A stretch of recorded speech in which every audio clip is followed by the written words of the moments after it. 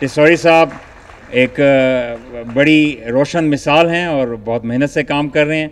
मैं आपके और उनके दरमियान ज़्यादा हायल नहीं होना चाहता। बहुत शुक्रिया and I wish you all good time और तफरीह के ये लम्हात जो है आप इंजॉय करें और thank you for making it possible. Thank you so much. आपके लिए ये गुलदस्ता है। साथ ही मैं गुजारिश करूंगी हमारे हर दिल अजीज़ गवर्नर सिंध, जिन्हें कहा जाता है कि वो अवामी गवर्नर हैं क्योंकि अवाम की भलाई के लिए बहुत कुछ कर रहे हैं, कामरान खान टिसौरी साहब तशरीफ़ लाएं। आपके इल्म में होगा कि इस वक्त आईटी के लिए और यूथ के लिए गवर्नर साहब बहुत काम कर रहे हैं और ख़ास तौर पर शहर कराची के लिए गवर्नर सिंध जनाब कामरान खान टिसौरी की खिदमत बेमिसाल हैं। तो बहुत सारी तालियां होनी चाहिए। And we have a bouquet and memento for the Honorable Governor. So the President Arts Council of Pakistan Karachi, Mr. M.S. Shah, is presenting a shield to Governor Sindh.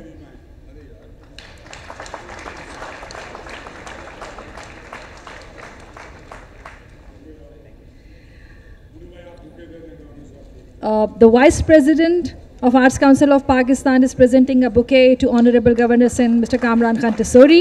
Thank you very much. May I request you, sir, to please say a few words?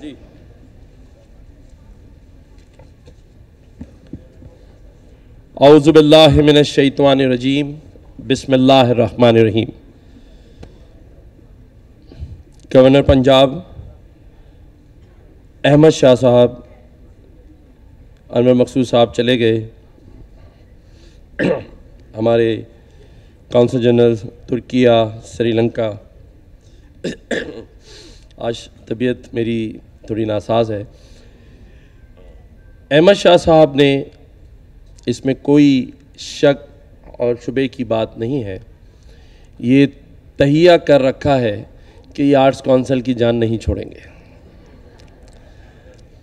तो जब जान छोड़नी ही नहीं है तो इस जान को फिर हम अपना ही लें और फिर हम इनकी जान ना छोड़ें।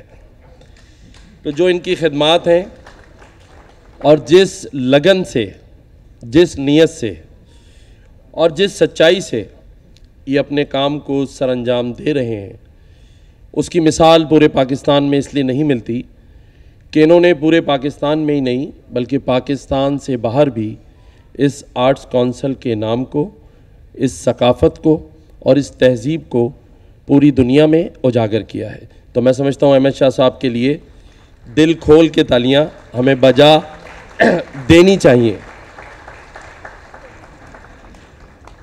ये मुख्तलिफ़ इनिशिएटिव्स लेते रहते हैं। आज भी जिस फेस्टिवल का ये इनेकाद करने जा रहे हैं यकीनन कामयाब रहेगा। सबको जोड़ रहे हैं, मुल्क में भी और बाकी मुल्कों को भी। जैसा कि इन्होंने बताया कि यूएस से भी लोग यहाँ आए हैं, तुर्किया से, श्रीलंका से, ईरान से। तो ये भी एक मुल्कों की सकाफ़त को जोड़ना और एक दूसरे की पहचान करवाने में अहम किरदार जो है वो आर्ट्स काउंसिल का और अहमद शाह साहब का है। अनवर मकसूद साहब चले गए तो वो कह रहे थे कि मुल्क में ड्रामा चल रहा है। तो मैं अगर वहाँ मौजूद होते तो कहते कि मैं उनसे कहता कि मुकाबला करा लें कि कौन जीतता है ये ड्रामा। हम सियासतदानों का और यहाँ मौजूद हमारे अजीम फ़नकारों का, हमारे उस्मान पीरज़ादा साहब बैठे हैं, तो यकीनन हम सियासतदान ड्रामे में जीत जाएंगे।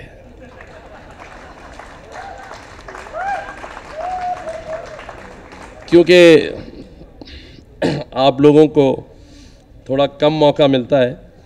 हमें रोज़ाना 8 से 9, 7 से 8 और कभी कभी 10 से 11 रोज़ाना ही प्रैक्टिस करने का और बहुत सारे झूठ बोलने का मौका मिलता है। तो इसलिए आदत पड़ गई है, तो बुरा मानने की कोई बात नहीं है।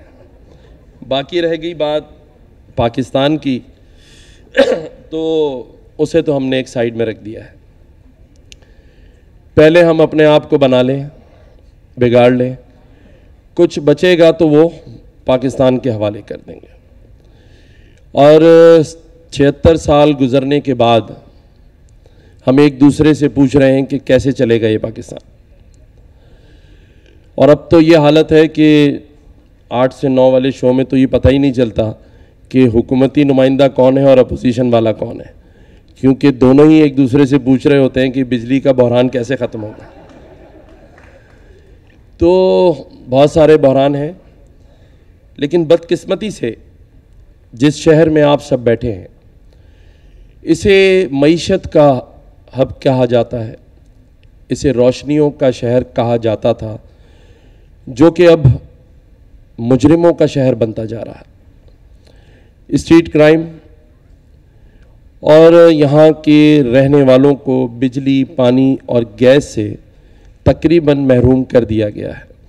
और मुझे लगता है आने वाले सालों में ये तीनों चीज़ें सिर्फ आर्ट्स काउंसिल में ही मिला करेंगी।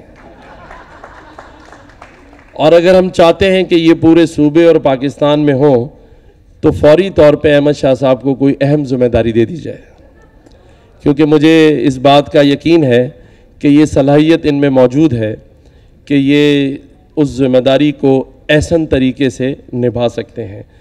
लेकिन इस बार भी नंबर पहला था, लेकिन आखिरी तक आवाज़ या उसका इजहार नहीं किया गया। मैं ख़ुद भी मुंतज़िर हूँ कि किस दिन अहम जिम्मेदारी का आपका ऐलान कर दिया जाए, लेकिन ये होगा तब जब हमें पाकिस्तान में कोई बेहतरी लानी होगी। तो जब तक आपका अनाउंसमेंट नहीं होता तो आप समझ जाएं कि हम चाहते ही नहीं हैं कि कोई बेहतरी लाई जाए। लेकिन हमारे हरदिल अजीज़ गवर्नर पंजाब ने ये कहा कि मायूस नहीं होना है, और ये बात हकीकत है कि हमारा मज़हब इस्लाम भी और उसकी तालीमात हमें यही दर्स और सबक देती हैं कि हमने मायूस करना नहीं है, होना नहीं है, मायूस करना है वैसे सियासतदानों का काम। लेकिन इंशाअल्लाह ताला कोशिश होगी कि हम सब मिलजुल कर जो बचा कुचा पाकिस्तान में रह गया है उसे जल्द ही लूट खसूट के ख़त्म कर दें। ये मैं इसलिए आर्ट्स काउंसिल में हूँ इसलिए ये बात कर रहा हूँ, आप इसे हकीकत ना समझ लीजिएगा क्योंकि तकरीरें और बहुत ज़्यादा सीरियस बातें होगी, तो मैंने कहा थोड़ा लाइटर मूड में आप लोगों को यहाँ कम से कम बिजली, पानी और गैस से महरूम लोगों के चेहरों पे, क्योंकि यहाँ एसी भी चल रहा है, लाइट भी अच्छी है, तो थोड़ा सा लुत्फ़अंदोज़ हो जाएं। देखें, अगर बात इस पर की जाए कि हमने क्या खोया और क्या पाया, तो आप सब अपने दिलों पे हाथ रख के कह सकते हैं कि हम सभी ने कुछ ना कुछ पाया है इस वतन पाकिस्तान से। किसी ने नाम, किसी ने इज़्ज़त, किसी ने पैसा, लेकिन अगर किसी को कुछ नहीं मिला तो वो सिर्फ पाकिस्तान है। जिसने सब कुछ आपको दिया, बदले में हमने उसे कुछ नहीं दिया। और क्यों नहीं दिया? क्योंकि हम कौमियतों में, फ़िरक़ों में और सियासी जमातों में बट गए। आज हम एक कौम नहीं है, हम कौमियतों में हैं, हम फ़िरक़ों में हैं, हम सियासत में बट चुके हैं। हम एक दूसरे को ठीक करने में लगे हुए हैं और अपने इस वतन को ठीक करने का हमारे पास टाइम नहीं है। हम एक दूसरे की सियासत, एक दूसरे के कारोबार और एक दूसरे की ज़ात को ठीक करने में लगे। हमें तनकीद करना ही आता है बस, फ़कत, और वो भी दूसरों पर।